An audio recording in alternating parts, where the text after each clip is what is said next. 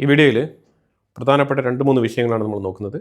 അതിൽ പ്രത്യേകിച്ച് ഈ കോക്രോച്ച് പാർട്ടിയുമായിട്ട് ബന്ധപ്പെട്ട് ഒരു ടൂൾ കിറ്റ്, അതായത് ഈ ടൂൾ കിറ്റ് ഇപ്പം നിലവിൽ ഫ്രാൻസിലെ F24 എന്ന് പറഞ്ഞ ഒരു ചാനൽ, ആ ചാനൽ ഇതിൻ്റെ പുറകിൽ പ്രവർത്തിക്കുന്നോ എന്നുള്ളൊരു ഡൗട്ട് ഇപ്പം വാർത്തകളിൽ വരുന്നുണ്ട്. അതിന് പ്രധാനപ്പെട്ട കാരണം F24 വാർത്ത ഫ്രീലാൻസറായിട്ട് ഇന്ത്യയിൽ നിന്നും കളക്ട് ചെയ്ത് കൊടുക്കുന്ന നേഹ എന്ന് പറഞ്ഞ വ്യക്തി വളരെയധികം ഊർജ്ജസ്വലതയോടുകൂടി ഈ കോക്രോച്ച് പാർട്ടിയുടെ ആ ഒരു ഓൺലൈൻ പേജ് ഫോം ചെയ്ത് അഭിജിത്ത് ദീക്കയുടെ തൊട്ടടുത്ത് തന്നെ നിന്ന് നല്ല രീതിയിൽ പ്രസംഗം നടത്തി.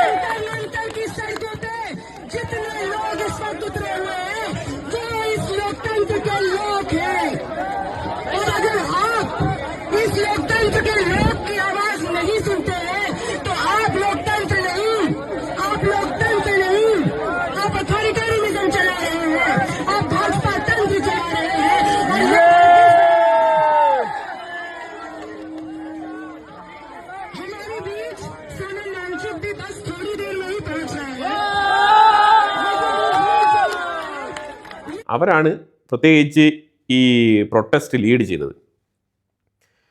ഈ പ്രതിഷേധം സംഘടിപ്പിച്ച് ആദ്യം ഉച്ചയ്ക്ക് ശേഷം വരെയൊക്കെ ഒരു 500 പേരിൽ താഴെയാണ് ഉണ്ടായിരുന്നത്. അപ്പോൾ ഇത് ശരിക്കും പറഞ്ഞാൽ സെൻട്രൽ ഗവൺമെൻറ്റിനെതിരെ ശക്തമായിട്ടുള്ള ഒരു പ്രകടനമായിട്ട് ഇതിനെ മാറ്റി തീർക്കാൻ കഴിഞ്ഞിട്ടില്ല ഉച്ചവരെ. ഈ രാവിലെ അഭിജിത്ത് ദീക്കയൊക്കെ എത്തിയെങ്കിലും പുള്ളിക്കാരനോട് 2-3 സുഹൃത്തുക്കളും കൂടി ഉണ്ടായിരുന്നു. അതിലൊരു വ്യക്തിയാണ് സൗരവ് ദാസ്. ഈ സൗരവ് ദാസൊക്കെ പിന്നീട് ഞാൻ ഫ്രാൻസ് 24 ചാനലിലിരുന്ന് ഇൻ്റർവ്യൂ കൊടുക്കുന്നതൊക്കെ കണ്ടായിരുന്നു. നമ്മൾ ചുമ്മാ വെറുതെ ഇവർ പറയുന്നത് മാത്രമല്ല കേട്ടോ, ഞാൻ ഇവരെ ഫോളോ ചെയ്ത് ഇവരുടെ വാർത്തകളൊക്കെ കണ്ടിട്ടാണ് ഞാൻ ഇന്ന് സംസാരിക്കുന്നത്. F24 എന്ന് പറഞ്ഞ ആ ചാനലാണ് ഏറ്റവും കൂടുതൽ ഇവരുടെ വാർത്ത പബ്ലിഷ് ചെയ്തത്. വെസ്റ്റേൺ മീഡിയ നെറേറ്റീവിന് വേണ്ടിയിട്ട് പബ്ലിഷ് ചെയ്തത് ഫ്രാൻസ് 24 എന്ന് പറഞ്ഞ ചാനലാണ്. ഒരു സാധാരണ യൂട്യൂബിൽ നിന്ന് വാർത്ത പറയുന്ന എനിക്ക് തന്നെ ഇത്തരം വിഷയങ്ങൾ കണ്ടെത്താൻ കഴിയുന്നുവെങ്കിൽ തീർച്ചയായിട്ടും ഇന്ത്യയുടെ ഇൻ്റലിജൻസിന് ഇതിനേക്കാളും കൂടുതൽ കണ്ടെത്താൻ കഴിഞ്ഞിട്ടുണ്ടാവും.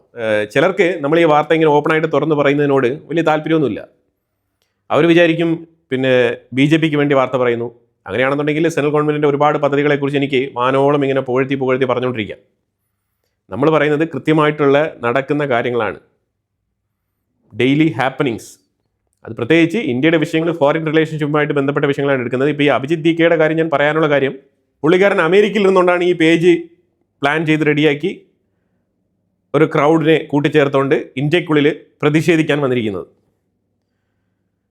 ഇപ്പോൾ ഇന്ത്യക്കുള്ളിൽ എല്ലാവർക്കും ജോലിയുണ്ട് എന്നുള്ള അവകാശവാദമൊന്നും എനിക്കില്ല. അപ്പോൾ അതുപോലെ തന്നെ അടുത്ത് നമ്മൾ പാകിസ്ഥാനുമായിട്ട് ബന്ധപ്പെട്ട POK, പാക് ഒക്കുപൈഡ് കശ്മീരുമായിട്ട് ബന്ധപ്പെട്ട് ഗിൽജിറ്റ് ബാൾട്ടിസ്ഥാൻ, അതുമായിട്ട് ബന്ധപ്പെട്ട വാർത്തകൾ നമ്മൾ നോക്കേണ്ടതുണ്ട്. അതുപോലെ ഇറാൻ അമേരിക്ക ഇറാൻ്റെ ഒരു ഐലൻഡിൽ, 2 ഐലൻഡിൽ അറ്റാക്ക് നടത്തിയിട്ടുണ്ട്. അതിനെ തുടർന്ന് ഇറാൻ യുദ്ധത്തിലേക്ക് ഇറങ്ങുന്നതായിട്ടുള്ള പ്രഖ്യാപനങ്ങളൊക്കെ നടത്തിയിട്ടുണ്ട്. അതുപോലെ ഇസ്രായേൽ ലെബനൻ ഇഷ്യൂ, ഇങ്ങനെ കുറേ വിഷയങ്ങളൊക്കെ നോക്കേണ്ടതുണ്ട്. അപ്പോൾ നമ്മൾ ആദ്യമേ തന്നെ ഈ ഡൽഹി വിഷയം, ഈ നേഹ ആരാണെന്നുള്ളത് നോക്കിയിട്ട് പോകാം. ഞാൻ നേഹയുടെ പ്രൊഫൈലിലൂടെ ഞാൻ വെക്കുന്നുണ്ട്. ഇവർ കൃത്യമായിട്ട് F24 എന്ന് പറഞ്ഞ ആ വാർത്താ ചാനലിന് വേണ്ടിയിട്ട് ഇന്ത്യക്കുള്ളിൽ ഫ്രീലാൻസറായിട്ട് പ്രവർത്തിക്കുന്ന ഒരു പ്രസ്സാണ്, മാധ്യമപ്രവർത്തകയാണ് എന്നാണ് അവർ അവകാശപ്പെടുന്നത്. പക്ഷേ ഒരു മാധ്യമപ്രവർത്തക ഇങ്ങനെ ഓപ്പണായിട്ട് പ്രതിഷേധിക്കാൻ ഇറങ്ങിക്കഴിഞ്ഞാൽ, മാധ്യമപ്രവർത്തനമല്ലാത്ത ഒരു കാര്യത്തിലേക്ക് പ്രതിഷേധിക്കാൻ ഇറങ്ങിക്കഴിഞ്ഞാൽ അവർ ആ മാധ്യമപ്രവർത്തക എന്നുള്ള നിലയിൽ അവർ പരാജയപ്പെടുകയാണ്. ഉച്ചയ്ക്ക് ശേഷം ഈ കോക്രോച്ച് പാർട്ടിയുടെ പ്രതിഷേധം പരാജയപ്പെടുന്നു എന്ന് കണ്ടുകൊണ്ട് കുറച്ച് ഇടതുപക്ഷ പാർട്ടികൾ, പ്രത്യേകിച്ച് ആനി രാജ പോലത്തെ ആൾക്കാരൊക്കെ കുറച്ച് ക്രൗഡൊക്കെ സംഘടിപ്പിച്ചുകൊണ്ട് സോളിഡാരിറ്റി എന്നുള്ള നിലയിൽ അവർ പോയി പങ്കെടുത്തു. അതുപോലെ അരവിന്ദ് കെജ്രിവാൾ, ഇങ്ങനെയുള്ള കുറച്ച് ആൾക്കാരൊക്കെ ഈ പ്രതിഷേധം പരാജയപ്പെടരുത് എന്ന് കരുതിക്കൊണ്ട് കുറേ ആൾക്കാരെ ഇവർ കൂട്ടിച്ചേർത്ത് ഏതാണ്ട് വൈകുന്നേരമായപ്പോഴത്തേക്കും കുറച്ച് ക്രൗഡ് തോന്നിക്കുന്ന രീതിയിൽ, റീസണബിൾ ആയിട്ടുള്ള ഒരു ക്രൗഡ് തോന്നിക്കുന്ന രീതിയിൽ ഒരു പ്രതിഷേധം അവിടെ നടന്നു. എന്നിട്ട് ഇപ്പോൾ അവർ പറഞ്ഞിരിക്കുന്നത് എഡ്യൂക്കേഷണൽ മിനിസ്റ്റർ ധർമ്മേന്ദ്ര പ്രധാൻ രാജിവെക്കുന്നത് വരെ ഞങ്ങൾ ഇത് തുടരുമെന്നാണ് പറഞ്ഞിരിക്കുന്നത്. Okay, let it be. പ്രതിഷേധിക്കാനുള്ള അവകാശം എല്ലാവർക്കുമുണ്ട്, പ്രതിഷേധിക്കാം. അവസാനം പോലീസ് അവർക്ക് പ്രൊട്ടക്ഷൻ കൊടുത്തു, പ്രതിഷേധം നടന്നു. ഓക്കെ, ഇന്ത്യയാണ്, ഡെമോക്രാറ്റിക് രാജ്യമാണ്, ആർക്ക് വേണമെങ്കിലും പ്രതിഷേധിക്കാനുള്ള പെർമിഷനുണ്ട്. ആ പെർമിഷൻ പോലീസ് കൊടുത്തു, പ്രൊട്ടക്ഷൻ കൊടുത്തിട്ടുണ്ട്. പക്ഷേ ഒരു കാര്യം മനസ്സിലാക്കണം, ഒരു പ്രതിഷേധം നടക്കണം എന്നുണ്ടെങ്കിൽ ഫണ്ട് വേണം. ഈ കൂട്ടത്തിനുള്ള ഫണ്ട് ആരാണ് മുടക്കിയത്? ഈ ഫണ്ട് മുടക്കിയത് നേഹയാണെന്നുള്ള വാർത്തകളാണ് ഇപ്പോൾ പുറത്തു വരുന്നത്. അതായത് ഈ ഫ്രാൻസ് 24 ചാനലിന് വേണ്ടിയിട്ട് പണിയെടുക്കുന്ന ഈ നേഹ എന്ന് പറഞ്ഞ ഈ ലേഡിയാണ് ഫണ്ട് മുടക്കിയതായിട്ടുള്ള വാർത്തകളാണ് വരുന്നത്. അതുപോലെ അമേരിക്കയിൽ നിന്ന് വന്ന ചങ്ങാതി അഭിജിത്ത് DK പുള്ളിയും കുറച്ച് ഫണ്ട് കോൺട്രിബ്യൂട്ട് ചെയ്തതായിട്ട് പറയപ്പെടുന്നുണ്ട്. ഇപ്പം ഇവർ ഇന്ത്യയിൽ നേഹ കൂടുതൽ താല്പര്യമെടുത്ത് ഒരു പ്രതിഷേധം ഇന്ത്യക്കുള്ളിൽ സംഘടിപ്പിക്കാം, അഭിജിത്ത് എങ്ങനെയെങ്കിലും വരണം എന്നുള്ള താല്പര്യം പ്രകടിപ്പിച്ചത് ഈ ലേഡിയാണെന്നാണ് ഇപ്പോൾ വാർത്തകൾ വരുന്നത്. ഇവരോടൊപ്പം മറ്റ് 2-3 ലേഡീസും കൂടി ഉണ്ട്. അപ്പോൾ ഈ നേഹ എന്ന് പറഞ്ഞ വ്യക്തി അവരുടെ ജെൻഡർ വ്യക്തമാക്കിയിട്ടില്ല. അതും കൂടി നമ്മളിവിടെ മനസ്സിലാക്കേണ്ടത്. ഇവരൊരു ബ്രൈഡ് ഗ്രൂപ്പിൽപ്പെട്ട ആളാണെന്നാണ് പറയുന്നത്. ബ്രൈഡ് സപ്പോർട്ടറാണ്. ഇവരുടെ ജെൻഡർ വ്യക്തതയില്ലാത്തതാണ്. മെയിൽ ഓർ ഫീമെയിൽ, അങ്ങനെ പല രീതിയിൽ ഇവരെക്കുറിച്ചുള്ള വാർത്തകൾ, ഐഡന്റിറ്റിയുമായിട്ട് ബന്ധപ്പെട്ട വാർത്തകൾ പുറത്തു വരുന്നുണ്ട്.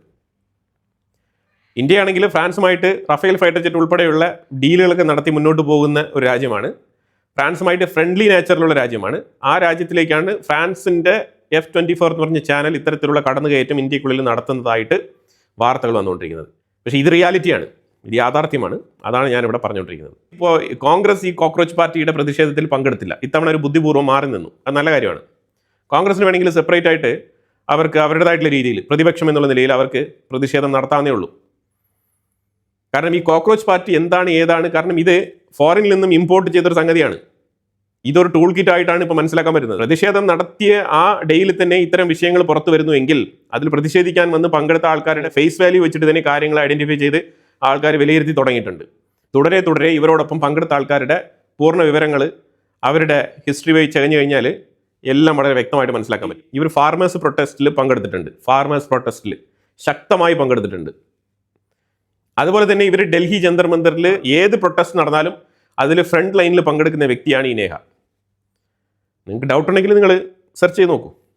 നമ്മൾ എന്തെങ്കിലും കാര്യം പറയുമ്പോഴേ പിന്നെ ഒരു ചാപ്പ അടിച്ചിട്ട് ഓക്കെ ഇതിങ്ങനെയാണ് അങ്ങനെയാണ് അങ്ങനെ സ്റ്റിഗ്മാറ്റിക് ആയിട്ട് നിങ്ങൾ പ്രവർത്തിക്കാതിരിക്കും. ഇങ്ങനത്തെ സ്റ്റിഗ്മകൾ കുറേ ഉണ്ട്. ഇതൊക്കെ നമ്മൾ പണ്ടേ കണ്ടിട്ടുണ്ട്.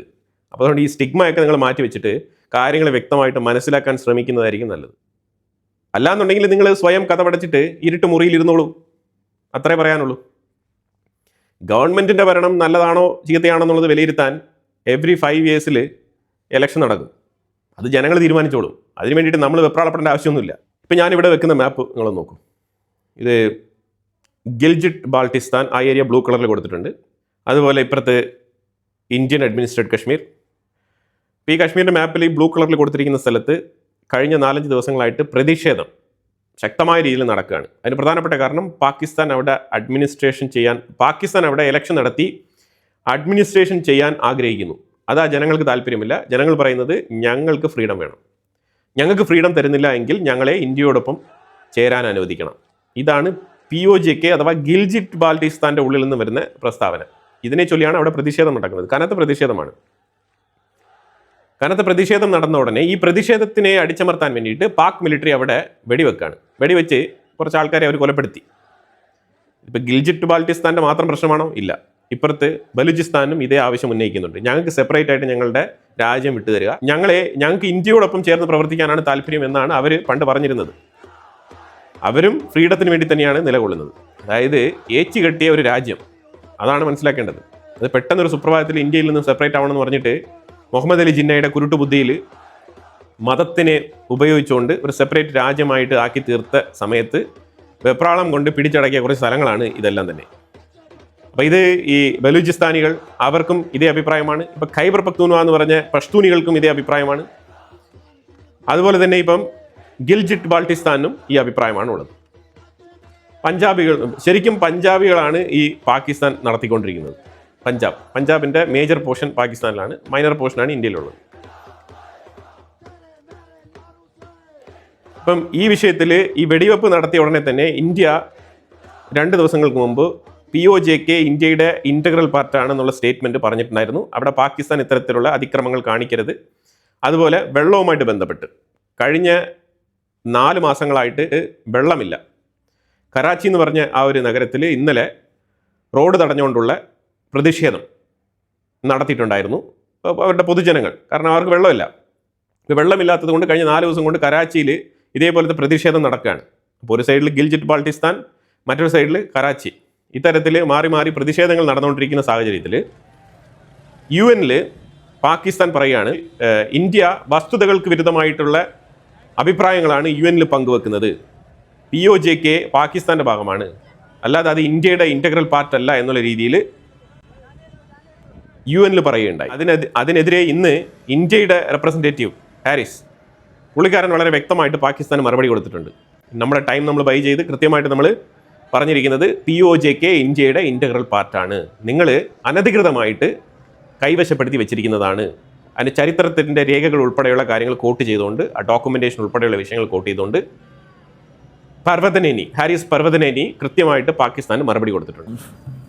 Mr. President, the unwarranted reference by Pakistan to a matter strictly internal to India, the Union Territory of Jammu and Kashmir, has compelled me to respond. Pakistan has decided not to spare this forum either from their characteristic misuse of august UN platforms for their divisive political interests. Abuse of its presence on the Security Council by Pakistan, including through the circulation of several misinformed and misleading communications, also testifies to this counterproductive approach. I'd like to remind Pakistan that being a member of the UN Security Council is a huge responsibility. It's not a forum for peddling biased and false narratives. I'd like to make it loud and clear. Jammu and Kashmir was, is, and will always remain an integral and inalienable part of India. Any assertions to the contrary are baseless, devoid of, and inconsistent with historical facts. Empty rhetoric and hollow claims by Pakistan would not change this fundamental reality. In the interest of time of the wider UN membership, I would not delve any further into this. ഇതാണ് നിലവിലെ UN-ൽ പാകിസ്ഥാനും ഇന്ത്യയും തമ്മിൽ back to back arguments നടത്തിക്കൊണ്ടിരിക്കുന്നത്. അപ്പോൾ എന്തായാലും പാകിസ്ഥാനും ഇന്ത്യയും തമ്മിൽ ഒരു ക്ലാഷ്, വെർബൽ ക്ലാഷ് ആയിട്ട് തുടങ്ങിയെങ്കിലും ഈ ഗിൽജിറ്റ് ബാൾട്ടിസ്ഥാനിൽ രൂപം കൊണ്ട ഈ പ്രതിഷേധം ഇന്ത്യ പാകിസ്ഥാൻ യുദ്ധത്തിലേക്ക് വഴിയൊരുക്കുമോ എന്നുള്ളൊരു ഡൗട്ട് പലരുടെയും മനസ്സിലുണ്ട്. പിന്നെ തീർച്ചയായിട്ടും ഇന്ത്യക്കുള്ളിൽ ഈ POJK-യിൽ ഇതുപോലൊരു വിഷയം സംഭവിച്ചതിനെ തുടർന്ന് പല മാധ്യമങ്ങളും ഇതിനെ നല്ല മസാല ചേർത്ത് കൊഴുപ്പിച്ച് അടിച്ചിറക്കുന്നുണ്ട്. അത് ഇന്ത്യ ഇപ്പോൾ നാളെ പോയി POJK അങ്ങ് പിടിച്ചെടുക്കും എന്നൊക്കെ പറഞ്ഞുകൊണ്ടുള്ള വാർത്തകളൊക്കെ ഇറങ്ങുന്നുണ്ട്. അങ്ങനെയൊന്നും ചിന്തിക്കേണ്ട ആവശ്യമില്ല. പ്രത്യേകിച്ച് ആ ഏരിയ ഇന്ത്യ ഏറ്റെടുക്കുന്നതുമായിട്ട് ബന്ധപ്പെട്ട് നമ്മൾ ജസ്റ്റ് ഒന്ന് റഫായിട്ട് നോക്കിക്കഴിഞ്ഞാൽ തന്നെ വലിയ കോംപ്ലിക്കേഷൻസ് നിറഞ്ഞൊരു ഏരിയയാണ്. നിരവധി തീവ്രവാദ ക്യാമ്പുകൾ അവിടെയുള്ള സ്ഥലമാണ്. അഥവാ നമ്മളതിനെ ഏറ്റെടുക്കുന്നെങ്കിൽ എത്ര തീവ്രവാദികളെ പാകിസ്ഥാൻ അതിലൂടെ കടത്തി ഇന്ത്യയിലേക്ക് വിടുമെന്നുള്ളത് അറിയില്ല. വലിയ രീതിയിലുള്ള ഡാമേജ് ഇന്ത്യക്ക് സംഭവിക്കാൻ സാധ്യതയുള്ള ഒരു മേഖലയാണ് ഈ ഗിൽജിറ്റ് ബാൾട്ടിസ്ഥാൻ എന്ന് പറയുന്നത്. ഇനി അതുമായിട്ട് ഇന്ത്യക്ക് അഫ്ഗാനിസ്ഥാനുമായിട്ട് ബോർഡർ ഷെയർ ചെയ്യാനുള്ള സാഹചര്യമുണ്ട്, അതൊക്കെ ഓക്കെയാണ്. പക്ഷേ ആ ലാൻഡിൻ്റെ നാച്ചർ അനുസരിച്ച് കഴിഞ്ഞ 79 വർഷം കൊണ്ട് അതൊരുപാട് മാറിയിട്ടുണ്ട്, മാറ്റങ്ങൾക്ക് വിധേയമായിട്ടുണ്ട്. പല തലമുറകൾ അവിടെ മാറി മാറി അവിടെ താമസിക്കുന്നുണ്ട്. അപ്പോൾ അതുകൊണ്ട് അതത്ര ഇന്ത്യക്ക് ഗുണകരമായിട്ടുള്ളൊരു സ്ഥലമല്ല. സ്ഥലം ഓക്കെയാണ്, ഗുണകരമായിട്ടുള്ളൊരു പോപ്പുലേഷൻ അല്ല അവിടെ ഉള്ളത്. ആ പോപ്പുലേഷൻ ചെറിയൊരു സ്പാർക്ക് മതി ഇന്ത്യക്കുള്ളിൽ പൊട്ടിത്തെറിക്കാൻ സാധ്യതയുള്ളൊരു പോപ്പുലേഷൻ കൂടിയാണ്. ഹമാസ് ഉൾപ്പെടെയുള്ള പല തീവ്രവാദികൾ ഇടയ്ക്കിടയ്ക്ക് വന്ന് അവിടെ സന്ദർശിക്കുന്ന സ്ഥലവും കൂടിയാണ് ഈ ഗിൽജിറ്റ് ബാൾട്ടിസ്ഥാൻ എന്നൊക്കെ പറയുന്നത്. അപ്പോൾ അതുകൊണ്ട് അതത്ര സേഫ് സോൺ അല്ല ഇന്ത്യക്ക്. അതുകൊണ്ട് ഇന്ത്യ കെയർഫുൾ ആയിട്ടായിരിക്കും ആ കാര്യങ്ങൾ ഡീൽ ചെയ്യുന്നത്. അല്ലാതെ വാർത്താ മാധ്യമങ്ങളിൽ വരുന്നത് പോലെ ഇന്ത്യ നാളെ നേരം വെളുത്തുടനെ അവിടെ ഒരു ജനപ്രക്ഷോഭം ഉണ്ടായി, അപ്പോൾ അതുകൊണ്ട് ഇന്ത്യ ഗിൽജിറ്റ് ബാൾട്ടിസ്ഥാൻ അങ്ങ് ഏറ്റെടുക്കുമെന്ന് പറഞ്ഞ് വിശ്വസിക്കരുത്. അങ്ങനെയല്ല കാര്യങ്ങൾ. അവിടെ ഒരു പ്രതിഷേധം നടക്കുന്നുണ്ട്. ആ ജനങ്ങൾ ഇന്ത്യയെ ഒരു ടൂളായിട്ട് ഉപയോഗിക്കുകയാണ്. അവർ പറഞ്ഞിരിക്കുന്നത് ഞങ്ങൾക്ക് ഫ്രീഡം വേണം, സ്വാതന്ത്ര്യം വേണം, അല്ലെങ്കിൽ ഞങ്ങളെ ഇന്ത്യയോടൊപ്പം ചേരാൻ അനുവദിക്കണം. ദിസ് ഓർ ദാറ്റ്, അതാണ് അവർക്ക് വേണ്ടത്. എനിവേ ഇന്ത്യക്ക് ഇതൊരു അഡ്വാൻറ്റേജ് തന്നെയാണ്. കാരണം ഇന്ത്യയുടെ പേര് അവിടെ വരുന്നത് കൊണ്ട് തന്നെ ആ ലാൻഡിൻ്റെ സൊവറനിറ്റി ഇന്ത്യക്കുള്ളതാണ് എന്നുള്ളതിനെ ഊട്ടിയുറപ്പിക്കുന്ന രീതിയിലാണ് അവിടെ നിന്ന് വന്നിരിക്കുന്ന സ്റ്റേറ്റ്മെൻറ്റ്, പ്രത്യേകിച്ച് അവിടുത്തെ പ്രതിഷേധിക്കുന്ന ജനങ്ങളുടെ സ്റ്റേറ്റ്മെൻറ്റ്.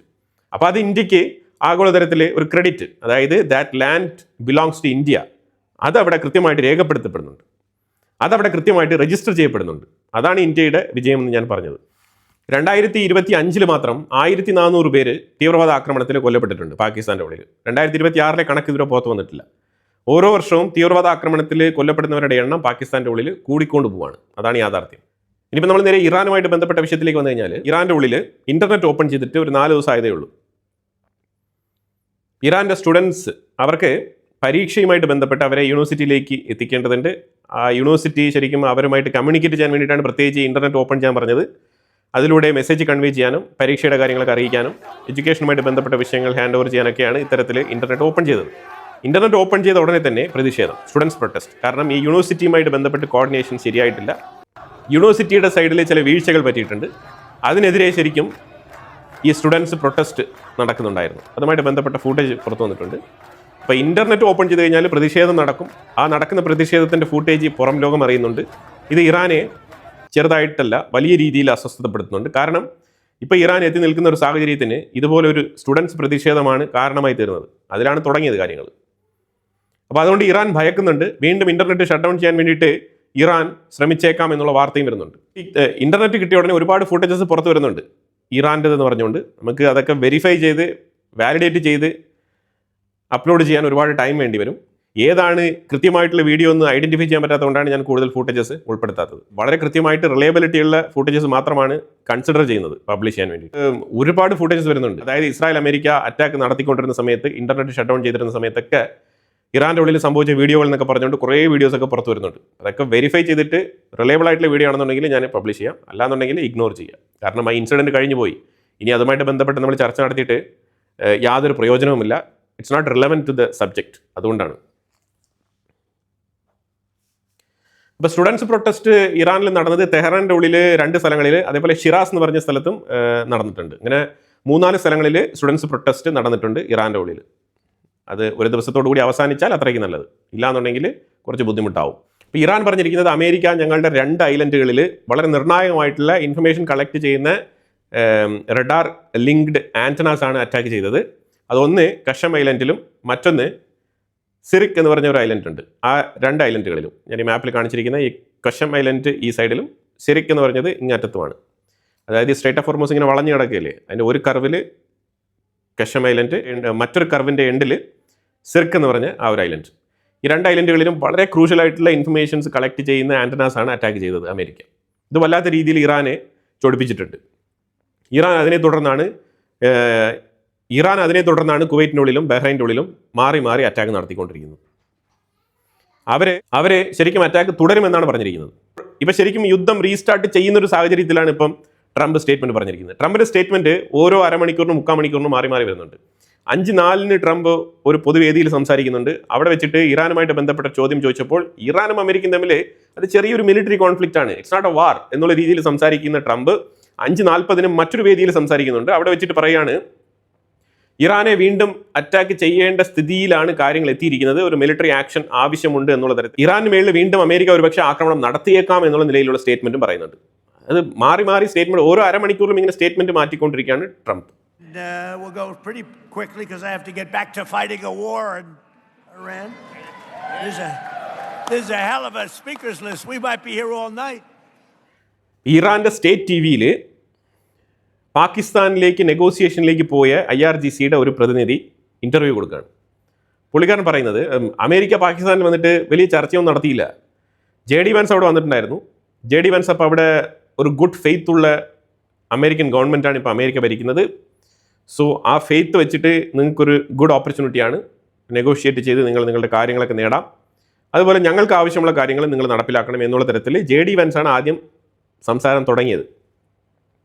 ആ തുടങ്ങിയ പാടെ ഗാലിബാഫ്, ഇറാൻ്റെ പാർലമെൻറ്റ് സ്പീക്കറായിട്ടുള്ള ഗാലിബാഫ്, ലെറ്റ് സ്റ്റോപ്പ്, ഞങ്ങളിവിടെ ചില കാര്യങ്ങൾ ചോദിച്ച് മനസ്സിലാക്കാനാണ് വന്നത്.